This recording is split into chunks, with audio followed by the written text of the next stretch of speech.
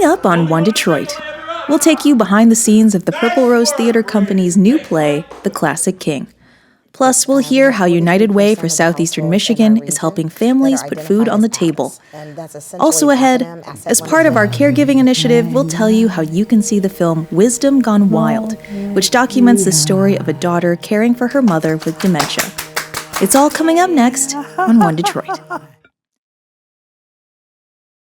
Across our Masco family of companies, our goal is to deliver better living possibilities and make positive changes in the neighborhoods where we live, work, and do business. Masco, a Michigan company since 1929. Support also provided by the Cynthia and Edsel Ford Fund for Journalism at Detroit PBS. The DTE Foundation is a proud sponsor of Detroit PBS. Through our giving, we are committed to meeting the needs of the communities we serve statewide to help ensure a bright and thriving future for all. Learn more at dtefoundation.com. Nissan Foundation, and viewers like you.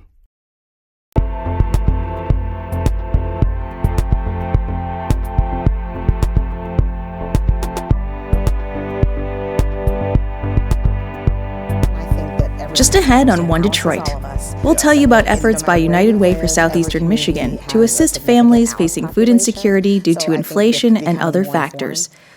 Plus, we'll preview an upcoming free screening and panel discussion for a documentary about a person-centered approach to caregiving titled Wisdom Gone Wild. But first up, a new play at the Purple Rose Theater Company in Chelsea is paying tribute to Michigan's love of automobiles. The Classic King is a comedy directed by the theater's founder, actor Jeff Daniels. It tells the story of four salesmen trying to deal with a changing industry and modern customers at a struggling used car dealership in Metro Detroit. It's the world premiere of the play, which was written by retired automotive news editor Richard Johnson. One Detroit's Chris Jordan attended a rehearsal and spoke with Johnson and two of the actors. Ginormous guy in a hog just landed in the truck aisle. Eye patch, beard down to his navel. Buck's not in too good a shape. Neither is the biker. Don't all jump at once. The Purple Rose Theater Company's rehearsal space in Chelsea, early January. A rehearsal for The Classic King, a new play by Richard Johnson, directed by Jeff Daniels. The play follows the staff of a struggling car dealership in Detroit. They're just trying to stay afloat. They've got 30 days to do it. The banks put some pressure on the dealership, and it's four guys trying to get through the month. You know, you miss 100% of the shots you don't take. You gonna pay danger money? Good. Do it again. Really good. Really good. Playwright Richard Johnson had a long career in automotive journalism as the print editor of Automotive News. After he retired, he decided to write a play set within the industry he'd spent his career covering. I always thought the industry was fascinating. I mean, not just, designing and selling cars, but just the way people talked. I used to be at dinners at industry events and hear guys talking, wanting to throw a tape recorder on the table just so I could capture it, because they have their own way of speaking. And when I retired a few years ago, I thought it would be fun to try to work this into some kind of drama setting. I had thought that the history of the Ford Motor Company would make a good play, and I was dumb enough to actually attempt to do that. You had great characters, Lee Iacocca and Henry Ford II and Robert McNamara, and great cars like the Mustang. And I thought, there's a story here. My ex-boss at Automotive News, great guy by the name of Peter Brown, who's on the board of the Purple Rose, said, that's pretty good. He liked it, showed it to Jeff. Jeff immediately said, there's no way in heck that this is going to work on a stage because it's so long, it has maybe 30 characters and 100 scene changes and the whole thing. Easy to produce. But he said, come on in, let's talk about some other ideas. And it was in those meetings with Jeff, together we came up with the idea of a used car dealership. And so very focused, one stage, 4 characters, much easier to do. And so this play was very much developed at the Purple Rose. Oh, absolutely. I have a buddy at the Harley shop down the street, called him, they bid on it, boom deal! Only motorcycle I ever owned. Nice work, Braden. Thank take any kind of luck I can get. I play Mike, who is the owner of the dealership. He's at his wit's end, trying to keep the place afloat. He is beating back the competition, the large, pervasive competition, and doing all that he can to rally the troops. I play Jerry Flanagan. He's been working with Mike, for Mike, at Starlight Classic Cars since he was a kid. Selling cars runs in his family. It's in his blood. His dad did it. His grandfather did it. So this is the world Jerry is comfortable in. See that? Got a live one. So do we. At what stage do you guys as actors come into the process of workshopping and developing these original plays here? Pretty early on, yeah. We've done readings of Rick's play probably a little over a year ago. He would rewrite, we would do other, I don't know, we did a handful of readings so that Rick and Jeff could hear it out loud, do a bunch of rewrites and that. So we were involved pretty early on. Rick's constantly working stuff, we're working stuff, seeing what lands, what doesn't, and making adjustments every minute of the day. Listening and collaboration is so important, and you see the work grow as we put it up, go through iterations, have the feedback. I had an idea who Mike was, and then showed up in the room and threw it all away. Yeah, one of the important things is that allowing yourself, you listen to your scene partner and allowing that to inform some of your choices. He did it, he did it, he did it. Is this the high five? This? Yes. Yes. Yeah. Great. Nice work, Brandon. Thanks, Mike. Boom. High five like that, and boom. So you can go. You can do whatever you want. You use luck, then hit him with. I'll take any kind of luck I can get. Oh, don't take that for that ain't casual. That's no. You're wrong.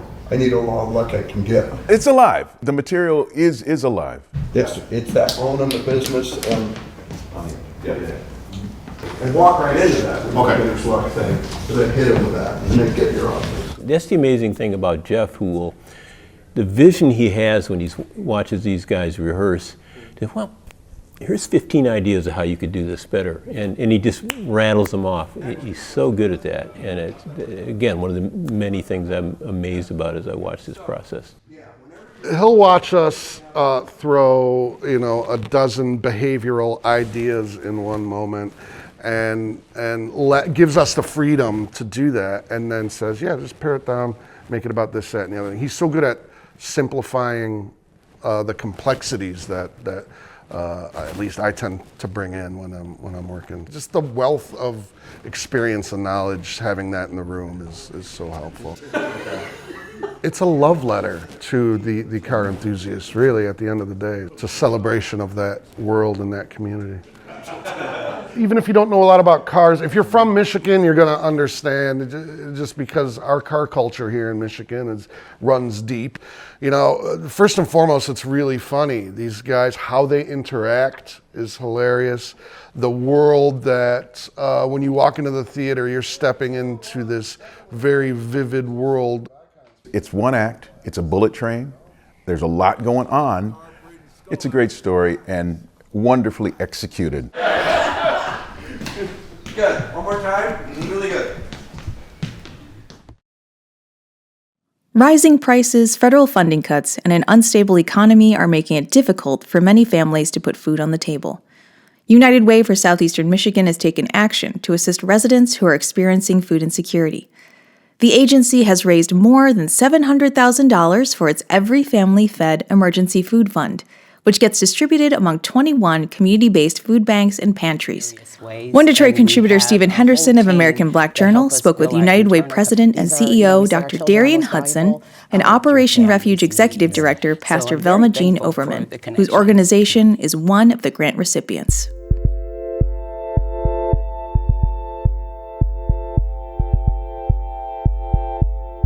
I want to start with something that President Trump said when he was here in Detroit that bothered me quite a bit. He said affordability, this issue of affordability, is fake news. Now, I live here, I interact with people here, I know lots of people like the two of you who are kind of called to pull up the nets for people who are suffering. But you are the kind of people I thought of when I heard that. I was like, there's nothing fake about what's going on, and your work every day to try to meet this hunger need is proof.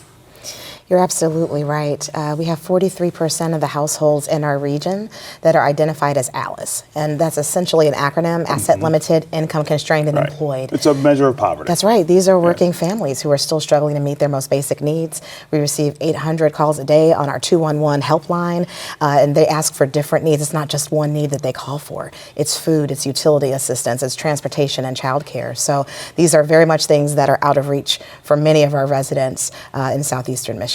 We are now at $710,000, and so gifts just continue to come. People are hearing about what we're doing. They want to be able to help. Many people who've been doing their own individual drop-offs at pantries, they see the empty shelves, and they want to be part of the solutions. Yeah. So one of the things I quite like about this program is you're collecting the money and the resources, but you're distributing it to the places where people are. And absolutely. That's where we're Mother's Pantry, right? Where our families are in line as we speak today, receiving the food. And when we think about our ALICE families, I want to make it very clear, they're working. But all you need is one thing to happen. Right. Your dad's got COVID this week, and so the check doesn't come next week. So I'm now in a position where I'm food insecure and I can't make my ends meet. And for the leader of the country not to understand how vulnerable the population of our families are is very disturbing. But thanks to our partners like the United Way, we were able to be recipients where we can make sure that we keep our shelves full, because week to week they're full and then they're empty. Yeah. And it's a very common practice in the city of Inkster, and we touch families all around our community. Yeah. So tell me more about Operation Refuge, where it is and how it works. It's in the city of Inkster, and it is a client choice pantry we've developed over the years. Like most pantries, we started in a church basement with a bag of food. That's right. Right? But because of partners like the United Way, over the years, we've moved into our own facility. It is client choice, where the most important thing, me being the oldest of 14 children, I understand what it's like when families don't receive dignity when they need support. So I want to make sure that when you walk in our space, you are shopping for what you need. We're very intentional with our partnerships where we have halal, we also have kosher, and we make sure that we have what you need on the shelves is nutritious and you have access. So we're very thankful for the partnership that we've had throughout the years with United Way, where we went from the basement to the support of partners in a building.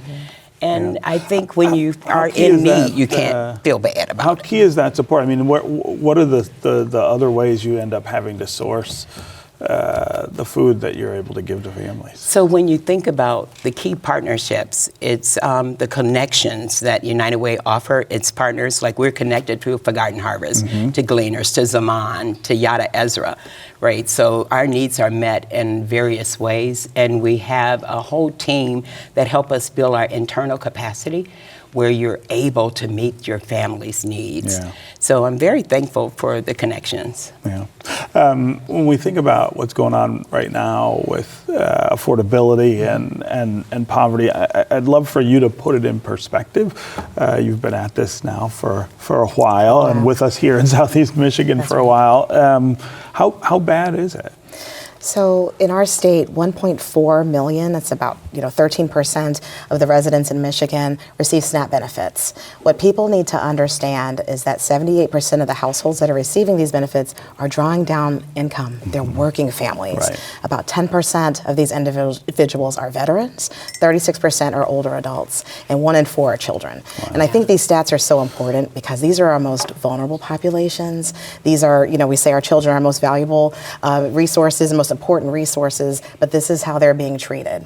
And so we have to put this in real time. When people call 211, Stephen, it didn't matter if it was COVID, if there were floods, gas leaks, food is still one of the top 3 needs that people have. And so, they call needing food. When they have to start making different changes to their budgets, that's when they stop paying their utility bills.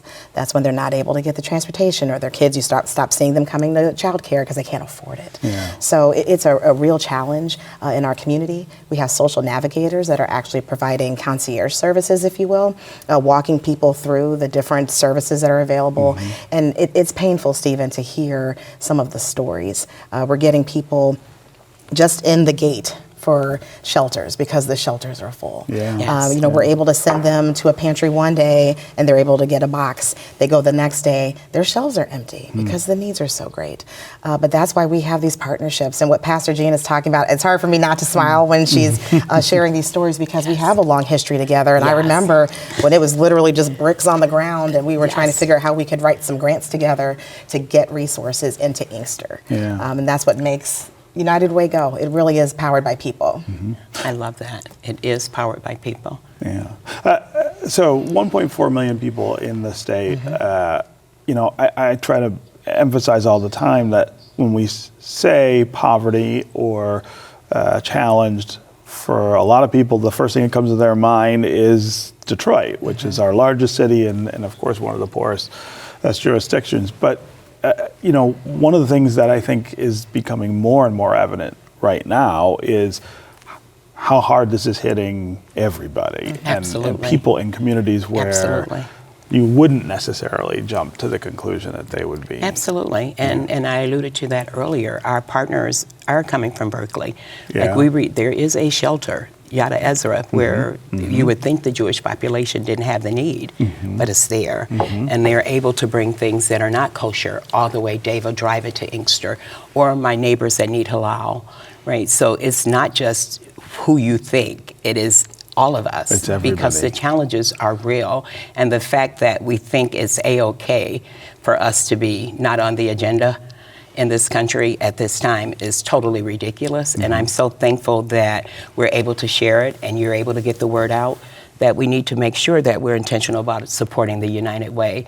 And if you bring food to Mother's Pantry, we're forever grateful. But I understand that if we could get a collective energy to make sure that our major partners are funded and it's downstream, that agenda that they say we're supposed to receive from the very wealthy, that their money's supposed to trickle down to those of us working that haven't found this way. But what we do see is that those that have the heart for philanthropy and for organizations that support our larger organizations like the United Way, that it really does get to us. We were able to purchase a van through a grant where we're able to take the food to families that can't stand in the line, right? It's hard to be in a line waiting your turn to go inside when you have a walker in the cold. But if we can just get it to you, and we were able to receive a van, and now we have mobile access for our families. So it's so many great things that happen when you're in partnership, and they're very intentional with reaching out and helping build capacity around smaller organizations like Operation Refuge. I would imagine at United Way you're also in the middle of trying to meet other needs that are coming up short. I mean, food is critical and a staple that we've got to make sure everybody has access to, but there are other things, healthcare, absolutely, education, summer discovery, right? We're really seeing a kind of fraying of the public infrastructure around those things. We are. I mean, we've had over 100,000 calls and rides delivered now for people who need transportation through Ride United. We still get calls all of the time for people trying to find affordable child care. Some of the most basic things. We have a partnership with Henry Ford and our local food pantries to try to close the loop, literally. When people are going to receive health care, then we refer them to the pantries. So, all of these things are interconnected. These are systems that are not working for our families. So we have to be strategic in how we bring our partners together and how we tackle these different issues. The one thing I did want to lift also, Stephen, is that, we have our corporate campaign every year, but a number of our corporate partners, our community partners, they started doing their own food drives.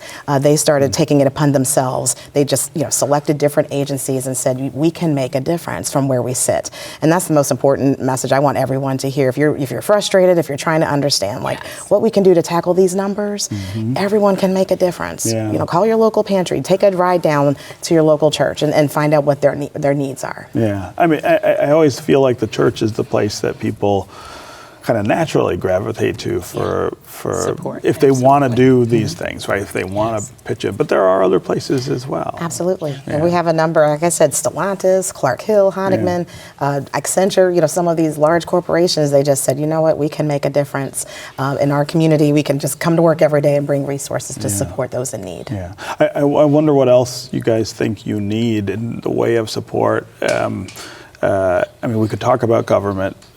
And that's always very difficult to deal with the politics there and things like that. But what are some of the other ways that, other than even the corporate community, that we can, again, stitch together enough of a net so that people are just not falling through it? Well, one, I think that everyone has to understand Alice is all of us. Yes. So no matter where you live, every community has a significant Alice population. So I think becoming more informed, understanding the communities that we are in and who we are, who we serve, being strategic about, you know, how we start to share resources. We need to talk more about philanthropy and individual giving.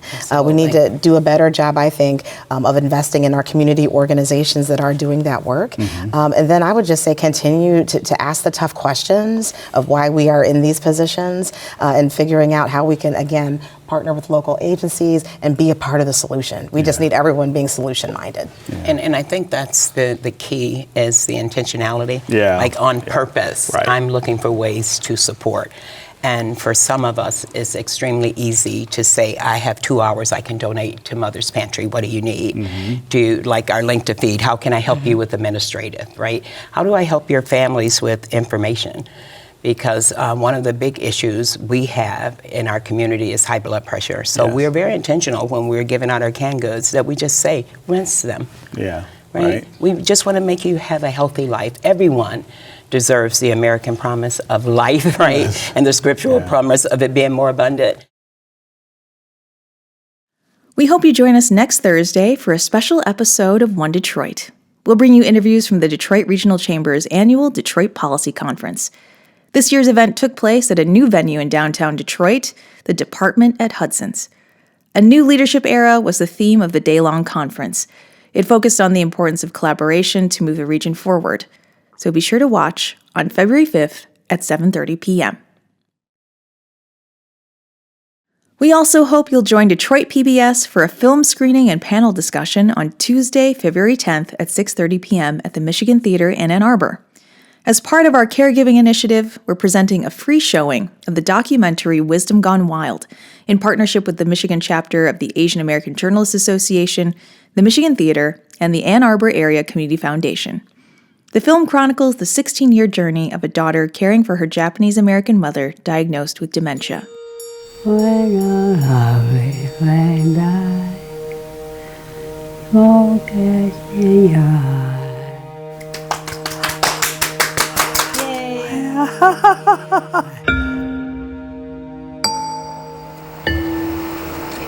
Rhea, don't take my picture. You want to take my picture? Look through here. You can take my picture. Is that right? Okay, now you have to ask me a question. Didn't your mother show you how to break basic? You're my mother. There's nothing to do here.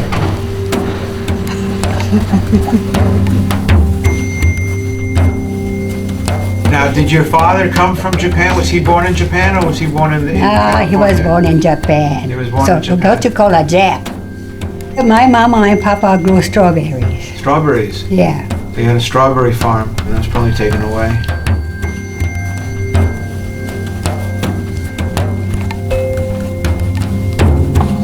What about Vince Tajiri? There is no Tajiri. We have a father named Vince Tajiri. No.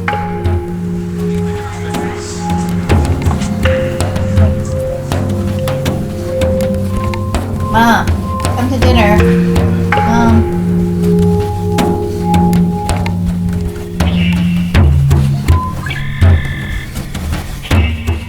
You gonna hurt me? No, I'm gonna take care of you.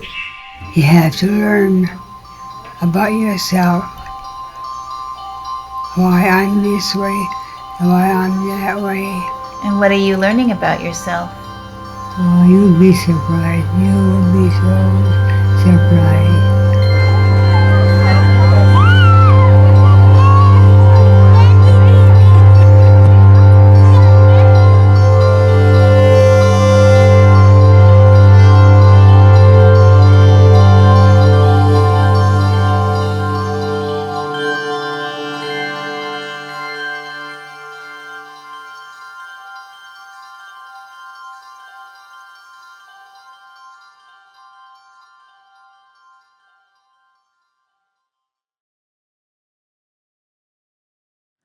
For more information on how to attend the February 10th free screening and panel discussion for Wisdom Gone Wild, visit onedetroitpbs.org. That'll do it for this week's One Detroit. Thanks for watching. Head to the One Detroit website for all the stories we're working on, follow us on social media, and sign up for our newsletter. Across our Masco family of companies, our goal is to deliver better living possibilities and make positive changes in the neighborhoods where we live, work, and do business. Masco, a Michigan company since 1929.